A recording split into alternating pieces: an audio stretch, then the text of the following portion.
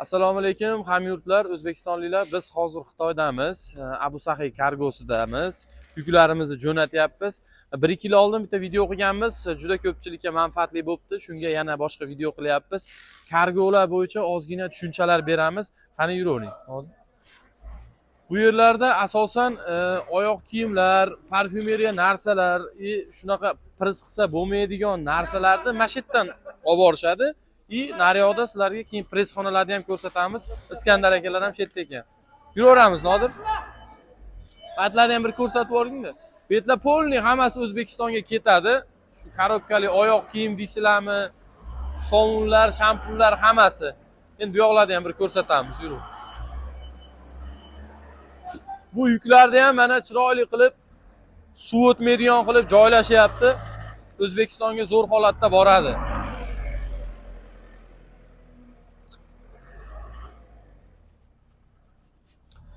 Mana bu prislarni ham ko'rsatsak, shular biz olayotgan misol uchun kiyim-kechaklar, pastellar hammasi mana shunaqaga yuklanadi. Bir kubasi $880 dan. Endi bular katta kichikligiga qarab 0.9, 0.8 har xil bo'ladi. $700, $750 o'ziga qarab bo'ladi. Shunda taxminan hozir buni o'tkazib yuboraylik.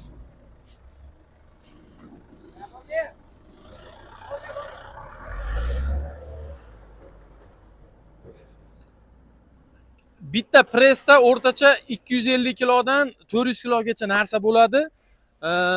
Kilosi taxminan 100 gacha, kargosi $2 dan $3 gacha tushadi. $2,5 narsani o'ziga qarab. Hozir bu pressni ham bir ko'rsatamiz. Mana korobkali narsalarni ham ko'rsanglar bo'ladi. Yuklayapti. Bunga hozir mana yana yuklaydi. Narigi mashinani ham yaqinlashtirib bir ko'rsatsang bo'laveradi.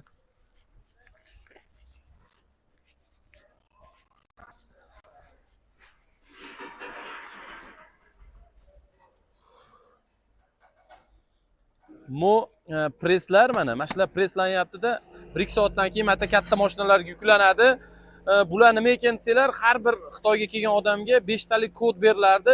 Hamma Xitoyda boshqa shaharlardan ham mana kodni yozsanglar, o'zingizlarga boradi Toshkentga bu yuklar.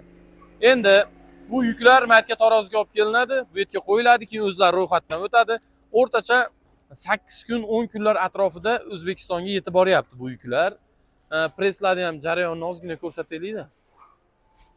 Bu tomonda 6 ta, bu tomonda 6 ta press qiladigan apparatlar bor. Ya'ni 1, 2, 3 har birida 2 tadan. Bolalar zo'r ishlashadi.